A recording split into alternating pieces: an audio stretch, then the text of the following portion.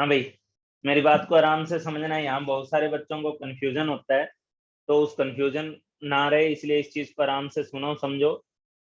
आपने क्या सीखा अभी कि जिस इलेक्ट्रॉन पे आप सिग्मा निकालोगे उस इलेक्ट्रॉन के जस्ट आगे वाले जो इलेक्ट्रॉन होंगे उस ग्रुप के ग्रुप बनाना, आपको ग्रुपिंग करनी है, और उस ग्रुप के आगे वाले ग्रुप्स के इलेक्ट्रॉन का कंट्रीब्यूशन कितना लिया जाएगा?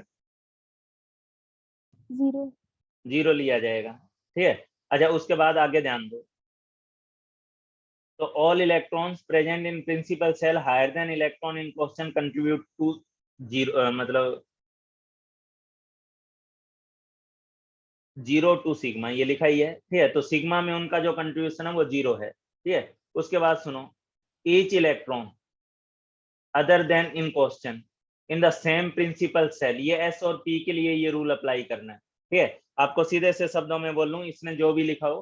ठीक है, जो इलेक्ट्रॉन, जैसे मान लो यहाँ पे 5 इलेक्ट्रॉन है, मान लो बाई चांस, जैसे यहाँ 2 है और यहाँ 3 है। ठीक है, तो टोटल इस ग्रुप में कितने इलेक्ट्रॉन है? 5 इलेक्ट्रॉन है। तो 5 इलेक्ट्रॉन है, तो किसी एक इलेक्ट्रॉन पे तो आप सिग्मा निकाल रहे हो ना, तो सिग्मा निकाल रहे हो तो उसको प्रोटेक्ट करने वाले कितने इलेक्ट्रॉन है? 4 4 ही ना है। एक तो वो इलेक्ट्रॉन है जिस पे आप सिग्मा निकाल रहे हो, वो इस ग्रुप को बिलोंग करता है, तो 5 में से एक इलेक्ट्रॉन तो आपको कम करके चलना है, क्योंकि उसके ऊपर तो सिग्मा निकाला जा रहा है। ठीक है, तो उस पे सिग्मा निकाला जा रहा है, तो उसके केस में आपको क्या करना है, और कितने बच जाएंगे उस केस में? यहाँ पे बोलो कितने बचेंगे, एक 4 बंदा जवाब देते रहो यार।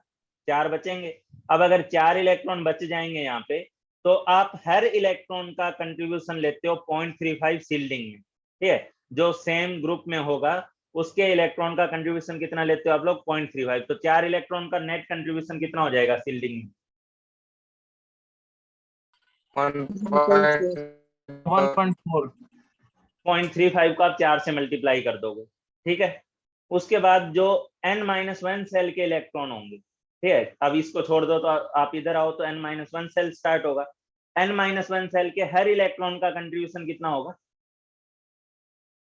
0.85 होगा। ये नंबर आपको याद रखना है, क्योंकि ये सिलेक्टर्स भाई साहब का रूल है, उसने अपनी तरफ से इस रूल को डिजाइन किया, तो इसमें आप ज्यादा दिमाग मत लगाओ। ठीक है, तो n-1 सेल वाले इलेक्ट्रॉन का जो कंट्रीब्यूशन होगा सील्डिंग में वो कितना होगा? हर 0.85 पर इलेक्ट्रॉन होगा। ये जो नंबर लिखे जा रहे हैं 0.35 0.85 पर इलेक्ट्रॉन है। तो जितने इलेक्ट्रॉन n-1 सेल में होंगे उसको आप क्या करोगे? अरे भाई मल्टीप्लाई करोगे, 0.85 से मल्टीप्लाई कर देंगे। और जो भी n-2 n-3 उस टाइप का होगा उसके लिए 1 से उसका कंट्रीब्यूशन कंप्लीट लिया जाता है, वो उसका कंट्रीब्यूशन 1 के बराबर लिया जाता है सिग्मा वाले पार्ट में। ठीक है, अगर मैं इस चीज को दोबारा मेंशन करूं, इन्होंने जो इतना अजीबोगरीब रूल बनाया है, ठीक है, तो इसको मैं दोबारा मेंशन कर रहा हूं। If electron on which, if electron on which sigma is to be determined, sigma is to be, या z स्टार डिटरमाइन करना है या सिग्मा डिटरमाइन करना है, ठीक है, belongs to s और p ऑर्बिटल।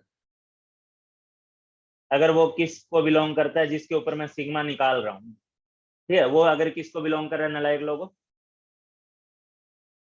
एस या पी ऑर्बिटल को बिलोंग कर रहा है। ठीक है, तो मान लो ये अलग अलग ग्रुप बना रखे हैं हम लोगों ने। ठीक है, और ये अलग अलग ग्रुप में ये कोई, मान लो ये रैंडमली मैंने लिखा हुआ है, ये मान लो आपके पास कोई एनएस है और एनपी है। ठीक है, उसके बाद इसके आगे के कोई ग्रुप होंगे। ठीक है, तो एक चीज तो आप ध्यान रहो,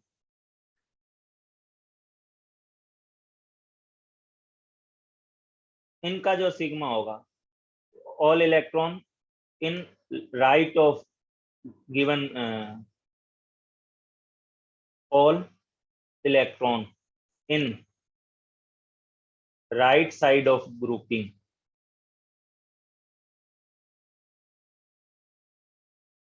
ठीक है, all electron in right side of grouping contribute किसके राइट साइड के? जिसके ऊपर निकाल रहे हैं उसके राइट साइड के, ठीक है। अब इतनी ज्यादा अंग्रेजी नहीं आती, मैं क्या एक्चुअली प्रॉपरली इसके लिए बना नहीं पा रहा। तो all electron in right side of grouping contribute कितना रे? 0 0, ठीक है। तो उनका कंट्रीब्यूशन तो 0 होगा, ठीक है। तो आप इस तरीके से अगर एक टेबल बना के बात करो, ठीक है, तो टेबल बना के बात करो तो आप सीधा सा दिमाग में रखो, ठीक है, अगर वो इलेक्ट्रॉन जो है वो एस या पी को बिलोंग कर रहा है, ठीक है, तो जो राइट साइड ग्रुप है, राइट साइड ग्रुप, ठीक है, तो राइट साइड ग्रुप वालों का जो सिग्मा लिया जाएगा वो कितना लिया जाएगा? 0 लिया जाएगा, 0 ठीक है। उसके बाद क्या है? फ्रॉम सेम ग्रुप, अपने सेम ग्रुप वालों का कंट्रीब्यूशन कितना लिया जाएगा? 0.35 0.35 लिया जाएगा, ठीक है। अब यहाँ ध्यान देना, यहाँ मैं ग्रुप नहीं लिख रहा हूँ, यहाँ मैं ध्यान देना क्या लिख रहा हूँ, ठीक है, n-1 सेल लिख रहा हूँ, ठीक है। यहाँ मैंने क्या लिखा है? बोलो बदो। शेल सेल लिखा है, ये Cell. बहुत इंपॉर्टेंट बात है, सेल लिखा है, ठीक है। तो n-1 सेल का जो इलेक्ट्रॉन होगा, ठीक है, उसका कंट्रीब्यूशन कितना लिया जाएगा? 0.85 0.85 ठीक है, ये ध्यान रखना है, ये बहुत इंपॉर्टेंट बात बोल रहा हूँ। और जो n-2 n-3 से लेके लास्ट तक जाते जाते जो फर्स्ट सेल आ जाएगी, ठीक है, इस तक का कंट्रीब्यूशन कितना लिया जाएगा? बोलो। 1 इसका कंट्रीब्यूशन 1 लिया जाएगा। ये यहाँ भी मैं क्या लिख रहा हूँ? सेल लिख रहा हूँ, ठीक है। यहाँ मैंने क्या लिखा है? दो जगह ग्रुप वर्ड यूज किया और Group. 2 जगह मैंने कौन सा वर्ड यूज किया? Shell. सेल वर्ड यूज किया, ठीक है। तो आप जो 0.85 वाला कंट्रीब्यूशन लेते हैं, मान लो 4s और इसके ऊपर आप निकाल रहे हो, मान लो आप ऐसा निकाल रहे हो, ठीक है, तो आप इस पे निकाल रहे हो तो आप केवल इसका 0.85 लोगे या इस पूरे का 0.85 लोगे? पूरी पूरे- 0.85 पूरे का 0.85 लेना है। क्यों? क्योंकि सर सेम शेल के हैं। मैंने वहां कौन सा वर्ड यूज किया? Shell. सेल वर्ड यूज किया है, और सेल वर्ड यूज किया तो सेल वर्ड के लिए आपको ये भी थर्ड सेल है, ठीक है, ये भी थर्ड सेल है, ये भी थर्ड सेल है, तो जब तीनों थर्ड सेल के हैं तो आपको उस सेल के करस्पॉन्डिंग यूज करना है, ठीक है। फिर इनका कंट्रीब्यूशन कितना हो जाएगा? 1s 2s 2p वालों का कंट्रीब्यूशन पर इलेक्ट्रॉन कितना कितना हो जाएगा? 1 हो जाएगा, ठीक है। ये थोड़ा सा कॉम्प्लिकेटेड है, लेकिन विद एग्जांपल जब हम कर लेंगे तो आपको इतनी तकलीफ नहीं बचेगी, ठीक है। आगे ध्यान दो आप लोग। तो एस वालों का कैसे करना है समझ में आ गया? पहला काम आपका क्या होता है? पहला काम तो आपका यही है, ठीक है, कि आप पहले उनकी ग्रुपिंग करोगे, ठीक है। तो पहला काम तो क्या करना है आपका? ग्रुपिंग करना। दोबारा बोलो, ग्रुपिंग किस सीक्वेंस में किस तरीके से करनी है? Numbering. सिर्फ नंबर के ऑर्डर में, और एस और पी वालों को एक साथ रख के करनी है, और डी और एफ वालों को डी एक साथ और एफ वालों को एक साथ रखो। उसके बाद आप क्या करोगे? आप ये देखोगे कि किस इलेक्ट्रॉन पे मुझे सिग्मा निकालना है, किस इलेक्ट्रॉन पर सिग्मा निकालना है। वो इलेक्ट्रॉन जिस एस और पी ग्रुप को बिलोंग करता है, जिस ग्रुप को बिलोंग करता है, उसके सारे राइट साइड वाले ग्रुप का कंट्रीब्यूशन 0. 0 रहेगा। उसके सेम ग्रुप का कंट्रीब्यूशन पर इलेक्ट्रॉन जो रहेगा वो 0.35. रहेगा, और उससे आगे वालों का जो कंट्रीब्यूशन रहेगा वो 0 का ही रहेगा। आगे सॉरी, उससे पीछे बोलना चाह रहा हूँ, आगे बोल दिया। उससे पीछे वालों का जो कंट्रीब्यूशन रहेगा सबका 1 रहेगा, n-2 n-3 से 1 सेल तक, ठीक है। अच्छा, ये कब था? जब वो किसको बिलोंग कर रहा था? एस और दूसरा केस क्या हो सकता था? Sir, D और F में डी और एफ वालों डी और एफ। देखो यार, डी और एफ का बहुत ही सीधा सा रूल होता है, ठीक है। डी और एफ को अगर बिलोंग करता है तो बहुत ही सीधा सा रूल होता है, ठीक है। इतना सिंपल है कि आपको कोई तकलीफ हो ही नहीं सकती। आप क्या करो? ग्रुपिंग करोगे, ठीक है, ग्रुपिंग करोगे इस तरीके से, और इस ग्रुपिंग में, चलो इसको थोड़ा सा बड़ा कर देता हूँ, इस ग्रुप को। इस तरीके की ग्रुपिंग कर लेने के बाद ये मान लो आपके पास डी है, ठीक है, एन डी है और एन एफ है, मान लो इस तरीके से है, ठीक है। तो एक चीज इसमें सीधा सीधा जान लो ये इलेक्ट्रॉन जिसके ऊपर हम लोग सिग्मा निकाल रहे हैं, मान लो वो इसको बिलोंग कर रहा है, ठीक है। तो यहाँ पे आपको सिंपली ग्रुप की टर्म्स में बात करनी है, 3 ग्रुप में चीजों को डिवाइड कर लेना है, ठीक है। एक वो ग्रुप जिसके अंदर इलेक्ट्रॉन को आपको सिग्मा डिटरमाइन करना है, वो ग्रुप। एक वो ग्रुप जो उससे आगे है, और एक वो ग्रुप जो उससे पीछे है। आगे वालों का कंट्रीब्यूशन कितना? 0. 0। Zero. सेम ग्रुप वालों का कंट्रीब्यूशन इसमें भी कितना?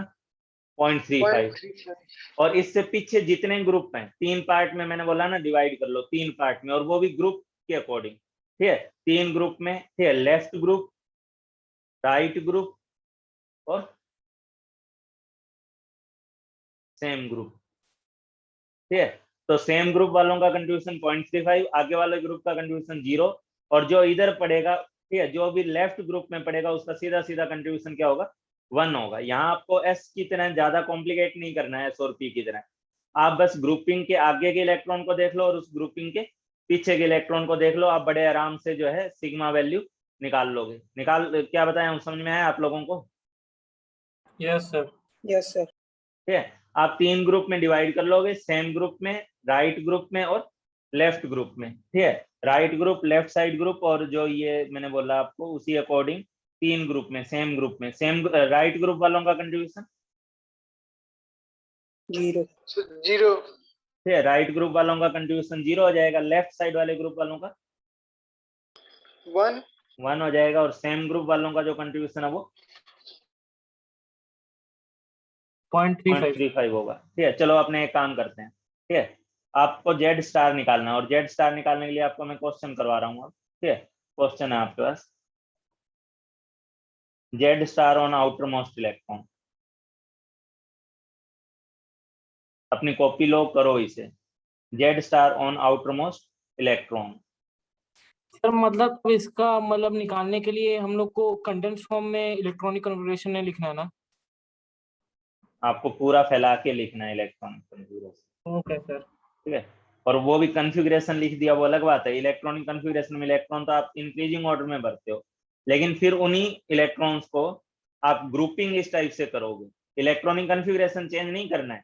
अगर आयरन के डी में 6 इलेक्ट्रॉन है और 4s में 2 इलेक्ट्रॉन है, तो आप 4s वाले में 2 ही दिखाओगे और 3d में 6 ही दिखाओगे, ठीक है। यहाँ ऐसे नहीं कि 3d पहले लिख दिया तो उसमें पहले भर दो, 4s बाद में तो बाद में भर दो, ऐसे नहीं करना है। इलेक्ट्रॉनिक कन्फिगरेशन जो होता है वही रखना है, बस उनको ग्रुपिंग एस और पी और डी और एफ की अलग अलग लेके चलनी है। तो Z star on outer most electron of, ठीक है, outer most electron of 3 case दे रहा हूँ। मान लो मैंने सोडियम दे दिया, ठीक है, मान लो मैंने मैग्नीशियम दे दिया, और दूसरा जो है, तीसरा जो है, मान लो मैंने एल्यूमिनियम दे दिया। जल्दी से एक काम करो, ठीक है, एल्यूमिनियम नहीं, चलो एल्यूमिनियम भी दे दे रहा हूँ और पोटेशियम भी दे दे रहा हूँ, ठीक है। चौथा पोटेशियम। इन चारों में जल्दी से आउटर मोस्ट इलेक्ट्रॉन का सिग्मा निकालो। पहले सोडियम का निकालो, जेड स्टार सिग्मा निकालो, जेड स्टार निकालो सोडियम का। सबसे पहले सोडियम का जवाब दे दो सारे लोग, उसके बाद आगे का काम करेंगे हम लोग।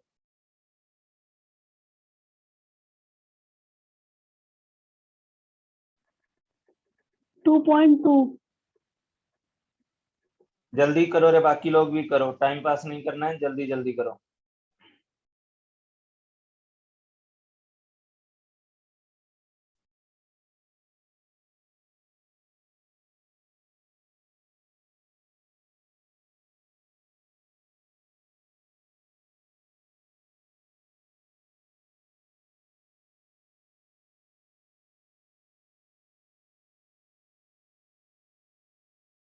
सर 8.1 आ रहा है। 8.1 कहां से आ जाएगा नालायक इंसान। सारे लोग करो रे, तभी एग्जाम्पल के थ्रू ही ये समझ में आएगा अच्छे से।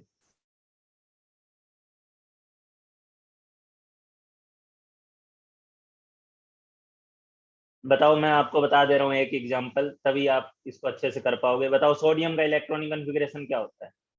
1s2 होता है, ठीक है, और एस वाले को एक साथ ग्रुप कर दिया, फिर क्या होता है? 2s2 होता है और 2p6 होता है, फिर 3s1 होता है ना, ठीक है। Yes sir.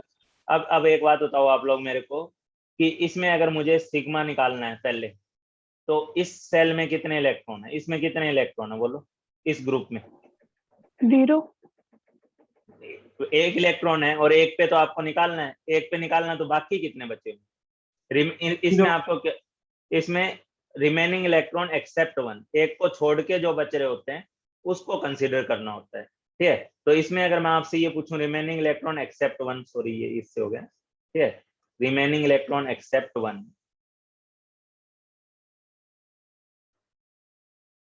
कितना होगा? 0 होगा। तो जब 0 है इस केस में, तो इसके अकॉर्डिंगली आपको किससे मल्टीप्लाई करना चाहिए बोलो? 0 इंटू 1, जब है ही नहीं तो फिर ये इलेक्ट्रॉन का नंबर, ये जो है 0 इंटू 1 नहीं, ये आपको करना होगा 0 इंटू 0.35, क्योंकि इलेक्ट्रॉन ही 0 है, वरना 2 होते, 5 होते, कुछ भी होते तो उसको 0.35 से मल्टीप्लाई करते। प्लस अब आपको मैंने क्या बोला था, सेम सेल के बाद आपके पास जो लेफ्ट सेल होगी, उस लेफ्ट सेल वालों में n-1 वालों का कंट्रीब्यूशन कितना लेना है? 0.85 0.85 तो आप 0.85 कितने इलेक्ट्रॉन है n-2 में? 8 8 8 है ना, 6 क्यों बोल रहे हो नालायक को? 8 है, 8 है तो 8 वालों को कितने से मल्टीप्लाई करोगे? तो 0.85। अच्छा, उससे आगे वाले को इस, अब n-2 में कितने हैं? 2 दो है। है उससे और पीछे गए होते और भी इलेक्ट्रॉन आए होते तो सबको हम उतना ही नंबर उठा लेते हम लोग, ठीक है। अब बताओ इस केस में क्या करोगे? 2 इंटू कितने से? 1 ठीक है, सबको उठा लेते और उसको 1 से मल्टीप्लाई कर देते, ठीक है। तो ये सेम सेल का हो गया, ये सेम वाले के लिए हो गया, ठीक है। अब सेम में तो कुछ बच ही नहीं रहा, ये किसके लिए हो गया? और ये n-2 सेल के लिए हो गया। अब बताओ नेट वैल्यू ये जब निकालोगे तो ये वैल्यू कितनी आएगी? आप लोग निकाल लेना, ये 8.8 आएगी, ठीक है। और अगर ये 8.8 आ गई तो जेड कितना निकलेगा बोलो? जेड स्टार सॉरी, वही जेड माइनस सिग्मा करोगे, जेड वैल्यू जान नहीं रहे हो, 11 प्रोटॉन थे एन में, सोडियम में, और इसमें माइनस करोगे आप 8.8, तो देखा जाए तो इफेक्टिवली कितने प्रोटॉन के बराबर उसमें फोर्स लग रही है? 2.2 तो इसलिए जेड स्टार की वैल्यू बहुत कम हो जाती है, ठीक है। नॉर्मल जेड स्टार जो होगा वो काफी कम हो जाता है इसके रिलेटिवली। अच्छा, अब बताओ मैग्नीशियम में कैसे निकलेगा? दूसरा क्वेश्चन का बात कर रहे हैं। 2.85 सर यहाँ 2.85 इसको आप जब लिखोगे, इसको लिखोगे तो 1s2 लिखोगे, फिर आप क्या लिखोगे? 2s2 और 2p6 लिखोगे, फिर 3s2 लिखोगे। अब आप सिग्मा निकालना स्टार्ट करोगे, तो बताओ सेम सेल वाले पार्ट के लिए कितना करोगे?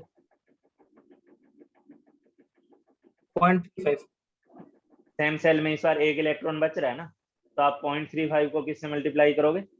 1 से, ठीक है। अब n-1 की बात करोगे, n-1 में यहाँ कितना है? 8 है, 8 है तो आप क्या करोगे? 0.85 को मल्टीप्लाई करोगे 8 से, प्लस यहाँ पे क्या होगा? 2 इसका कितना हो जाएगा? वही है 1 इंटू 2, 2 इलेक्ट्रॉन है तो ये वही हो गया किसके लिए? सेम के लिए। ये हो गया आपके पास n-1 के लिए, और ये हो गया आपके पास n-2 के लिए। ये वैल्यू जब आप निकालोगे तो कितना होगा?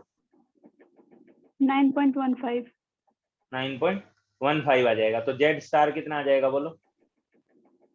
2.85 ये सॉरी, इस बार आप 11 में से नहीं ना माइनस करोगे, इस बार आप कितने में से माइनस करोगे? 12 माइनस कितना? 9.15। ये कितना आ गया आपके पास? 2. अच्छा, ये कितने का इंक्रीज हुआ है बताना जरा, 0.65 और क्यों ऐसा हुआ आप समझ सकते हो? अगली बार अगर मैं एल्यूमिनियम में जाऊंगा तब भी कितने का इंक्रीज होगा? 0.65 का। सर 0.65 क्यों 0.65 का होगा? बड़े आराम से समझ सकते हो, क्योंकि एक प्रोटॉन डायरेक्टली एक बढ़ेगा ना, और सेम सेल में एक इलेक्ट्रॉन बढ़ेगा, लेकिन वो इलेक्ट्रॉन फील्डिंग में कितना कंट्रीब्यूट करेगा? सर 0.35 तो उसका सील्डिंग में कंट्रीब्यूशन तो 0.35 होगा ना। तो एक प्रोटॉन बढ़ गया, एक इलेक्ट्रॉन बढ़ गया, लेकिन एक इलेक्ट्रॉन की सील्डिंग कितनी है? 0.35 के बराबर है। तो डिफरेंस कितने का बढ़ गया? 0.6 ठीक है। तो ऑटोमेटिकली आप एल्यूमिनियम पे जाओगे तो फिर 0.65 बढ़ जाएगा, आप एल्यूमिनियम से सिलिकॉन जाओगे तो फिर कितना बढ़ जाएगा? 0.65 बढ़ जाएगा। तो अगर मैं यहाँ बिना निकाले अगर आपसे पूछूं सर एल्युमिनियम पे जाने पे सर 4s1 क्या हो जाएगा बोल? 4s कहाँ से आ जाएगा सर एल्यूमिनियम? एल्युमिनियम में 4s1 में आ जाएगा सर। क्यों 4s1 में आ जाएगा? दिमाग खराब हो रखा है। 3s2 के बाद 3p नहीं आएगा? 3s2 के बाद 3p1 होगा ना, बोल भी नहीं रहा है। हाँ भाई, तो एल्यूमिनियम के लिए जब आप जेड स्टार निकालने जाओगे तो उसकी वैल्यू क्या होगी, इसकी वैल्यू भी आपके पास मैं बिना निकाले बता, 3.5 ठीक है, 3.5 ये जो वैल्यू आएगी आप निकाल के देख लेना, ठीक है। ये वैल्यू में आप 0.65 और बढ़ा दो, बस मैं इतना कहना चाह रहा हूँ, ठीक है। 0.65 वैल्यू और बढ़ा दो, कितना हो जाएगा ये 3.5 3.5 हो जाएगा, आप निकाल के देख लेना, ठीक है। अच्छा, ये तो किसका हुआ आपके पास, एल्यूमिनियम का हुआ, ठीक है। मेरे पास यहाँ जगह नहीं है तो मैं थोड़ा सा एक पहले से एक छोटा सा काम कर ले रहा हूँ। अरे यार, इससे तो आंसर विजिबल हो गए तुम लोगों को, छोड़ो, हो गए तो हो गए। मैग्नीशियम का कैसे निकलेगा बताओ। सर पोटेशियम का ना, हाँ सॉरी, पोटेशियम का बताओ कैसे निकलेगा। सर इसका 2.2 आ रहा है। पोटेशियम का बाकी लोग भी निकालो रे जल्दी से। सोडियम तो बराबर निकालो, बाकी लोग भी निकालो भाई। सर 1.85 सोडियम के इक्वल, क्या कह रहे हो, सोडियम के इक्वल आ रहा है सर 1.85। सोडियम के इक्वल आ रहा है। बाकी लोग अपनी कॉपी में सॉल्व करो, क्लास के बराबर मान के चलो, धीरे धीरे। अभी इस क्लास में शुरू में 41 स्टूडेंट थे, अब 36 है, 5 लोग गायब हो गए। अब ये क्लासें छोड़ छोड़ के अगर पढ़ोगे तो भाइयों आपको अगली क्लास थोड़ा ना समझ में आ जाएगी। ये कोई ऐसा तो है नहीं कि आपको हिस्ट्री पढ़ाई जा रही है तो एक दिन अगर आपने जर्मनी का रोल नहीं पढ़ा तो जापान का रोल समझ में आ जाएगा, या जो भी है। इस टाइप की बेकार की हरकतें नहीं होनी चाहिए। लेकिन आप लोगों को कितना ही बोला जाए, आप 11th के बच्चे हो, आपको मजाक लगता है सब कुछ शुरुआत में, बाद में आप लोगों का रोना धोना स्टार्ट हो जाएगा, ठीक है। चलो मैं आपसे पूछ रहा हूँ, क्या बात चली थी, पोटेशियम का। इसको कन्वर्ट करोगे, पहले आप किसके अकॉर्डिंग लिखोगे, 1s2 लिखोगे, फिर 2s2 2p6 लिखोगे, फिर आपके पास क्या आएगा बोलो, 3s2 3p6 लिखोगे। उसके बाद आप लोग लिखोगे किसके लिए, 4s1 करोगे ना, ठीक है। अच्छा, इसमें भी जब आप सिग्मा निकालने जाओगे, ठीक है, तो बताओ इसमें सेम सेल में कितने इलेक्ट्रॉन, सर 0 सेम सेल में तो और कोई बचा ही नहीं ना, मतलब एक इलेक्ट्रॉन है तो एक्स्ट्रा कोई है ही नहीं, तो 0 × 0.35 करना पड़ेगा, ठीक है। अब इसके लिए कितने से करना होगा बोलो, सर 0.35 हैं? 0.85 into 8 इसमें आपको करना होगा 8 × 0.85 85 प्लस, उसके बाद यहाँ से लेकर यहाँ तक, ये तो n-2 हो गया, ये तो 10 हो n-3 हो जाएगा। गया, तो 10 को टोटल सारे को पूरे को मिलाकर आप कितने से मल्टीप्लाई कर दो, 1 से, ठीक है, पूरे को मिला करके, क्योंकि यहाँ पे आपको ये n-2 n-3 n-4 लास्ट तक 1 तक जाते जाते सबका कंट्रीब्यूशन 1 होगा, तो यहाँ 10 इलेक्ट्रॉन है, 10 को 1 से कर दो। ये वैल्यू कितनी आ रही है नालायक लोगों, 16.8 16.8 16.8 आ गई। 16.8 तो इसमें अब अगर मैं जेड स्टार की बात करूं तो जेड स्टार कितना हो जाएगा, 19 - 16.8 कितना होगा बोलो। 2.2 2.2 अच्छा, अब आपको ये जो मैंने सारी कैलकुलेशंस करवाई, तो इसका रिजल्ट समझो, इस रिजल्ट को समझो क्यों करवाई। बाकी ये स्लेटर्स रूल का और कोई खास पर्पज नहीं है, जो पर्पज है वो यही है, इस चीज को आप दिमाग में रख पाओ, समझ पाओ, याद रख पाओ। बताओ सोडियम में कितना वैल्यू आया था, 2.2 पोटेशियम में कितना है, 2.2 तो अगर मैं आपसे बोल लूं कि down the group Z star कैसे वेरी करता है अकॉर्डिंग टू स्लेटर्स रूल, तो कैसे वेरी कर रहा है, सेम रहता है। सेम रहता है। और अगर मैं अलोंग द पीरियड पूछूं आपसे तो 0.65 सर इंक्रीज करता है सर वो 0.65 बढ़ गया, वो एक वो अलग बात इंक्रीज है। करता है। अल्टीमेटली अपना कंक्लूजन पॉइंट पे हो ना, अपने को सीखना क्या है, ये इंक्रीज करता है। यही समझाने के लिए इतना कुछ पढ़ाया है। ये क्वेश्चन इतना जरूरी नहीं है, ये लास्ट में जो पॉइंट मैंने बताने जा रहा हूँ, ये पॉइंट को ध्यान रखना ज्यादा जरूरी है, ठीक है। तो आपके लिए जो अल्टीमेट पॉइंट है वो इस क्वेश्चन को कर लेंगे। आपके लिए जो इंपॉर्टेंट कंक्लूजन है, जो आज जेड स्टार से अपने समझे हैं, वो इंपॉर्टेंट कंक्लूजन को फील करो। इंपॉर्टेंट कंक्लूजन क्या है आपके पास, अलोंग द पीरियड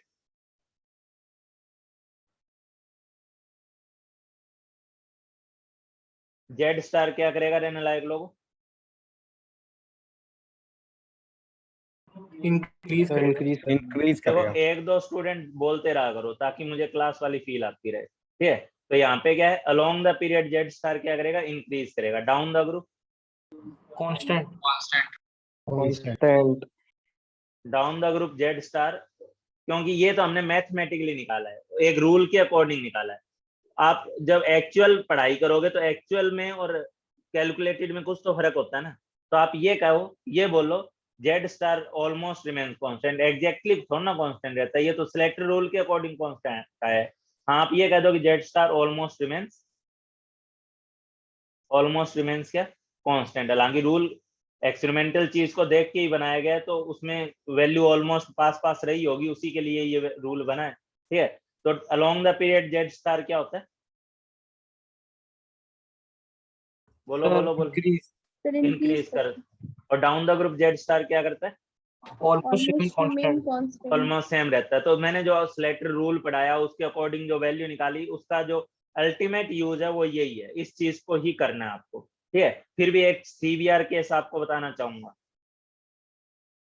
ये जो डाउन द ग्रुप वाला रूल है, ठीक है, ये आपका एस ब्लॉक में या इन जनरल पी ब्लॉक में एप्लीकेबल हो जाएगा, ठीक है। ये not applicable for D block. D block में ऐसा नहीं होता है, सीधी सीधी मेरी बात जान लेना, not applicable for D block.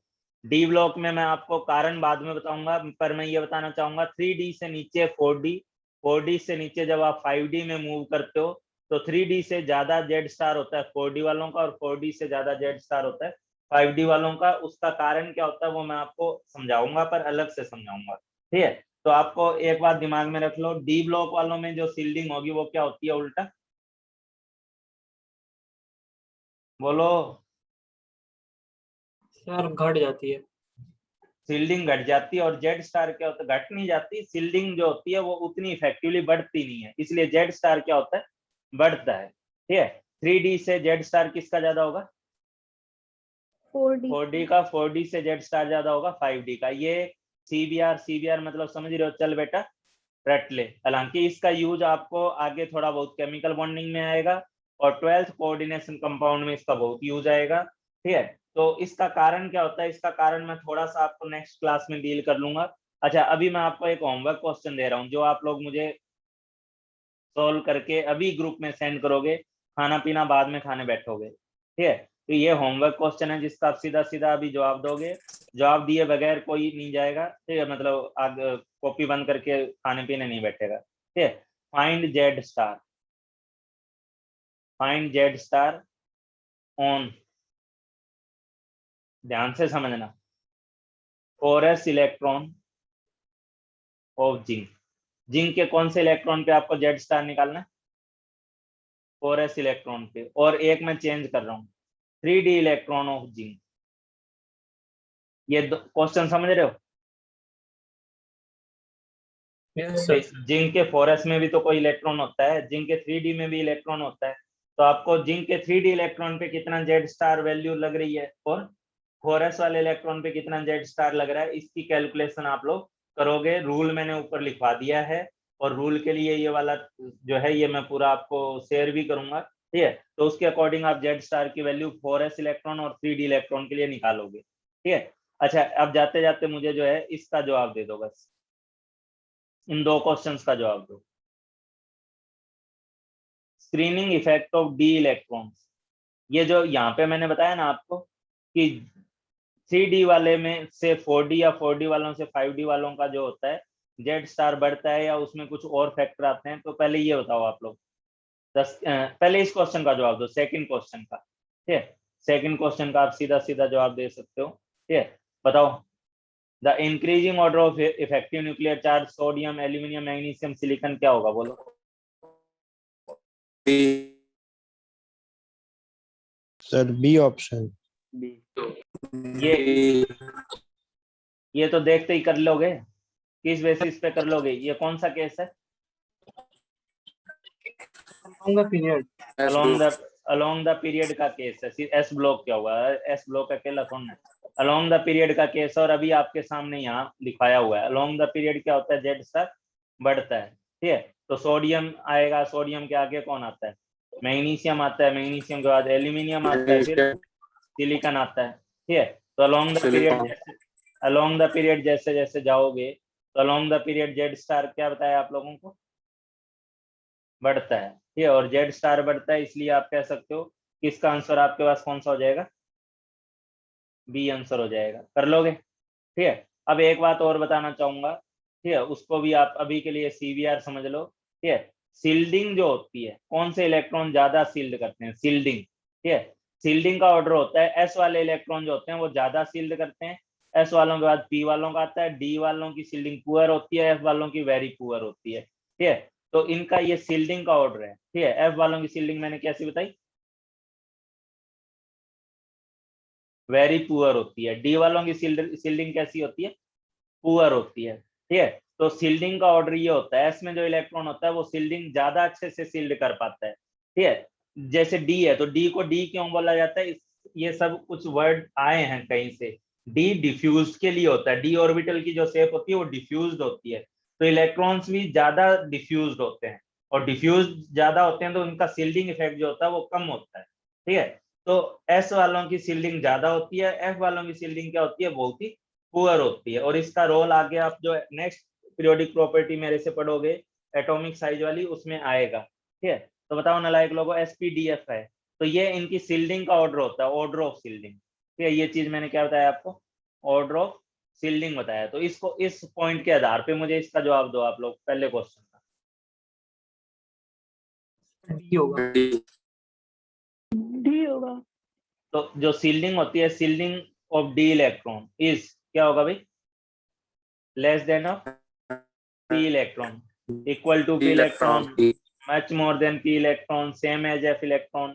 ये सब गलत है, इसमें जो एक्चुअल सही आंसर है वो कौन सा, डी वाला है। ठीक है, ये स्लेटर्स रूल के अकॉर्डिंग नहीं है, ये क्या कर दिया मैंने, ऑर्डर ऑफ सील्डिंग। ठीक है, ये एक अलग पॉइंट है जिस पॉइंट को आप अच्छे से याद रखोगे फिलहाल के लिए, सील्डिंग का ऑर्डर, और ये बहुत इंपॉर्टेंट पॉइंट है। ठीक है, तो इस पूरे पीडीएफ को मैं आके आपके ग्रुप में शेयर कर देता हूँ, और आपको जो मैंने क्वेश्चन दिया है होमवर्क क्वेश्चन, इसको आप अभी का अभी पूरा सॉल्व करके ग्रुप में सेंड करोगे, उसके बाद आप आगे बढ़ोगे। ठीक है, चलो अगली क्लास में नेक्स्ट पीरियोडिक प्रॉपर्टी पढ़ेंगे हम लोग।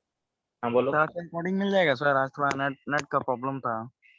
हाँ, आज मैं रिकॉर्डिंग किया तो हूँ, मैं इसको देखता हूँ प्रॉपरली अपलोड हो जाती है। हाँ होगा, रिकॉर्डिंग किया है, रिकॉर्डिंग देखता हूँ कितनी देर में ये रिकॉर्ड हो जाएगा। चलो ठीक है, रख रहा हूँ, मैं खत्म कर रहा हूँ इसे। ठीक है, और होमवर्क करो, क्लास मत छोड़ो, क्लास छोड़ना बहुत गड़बड़ हो जाता है तुम लोगों का।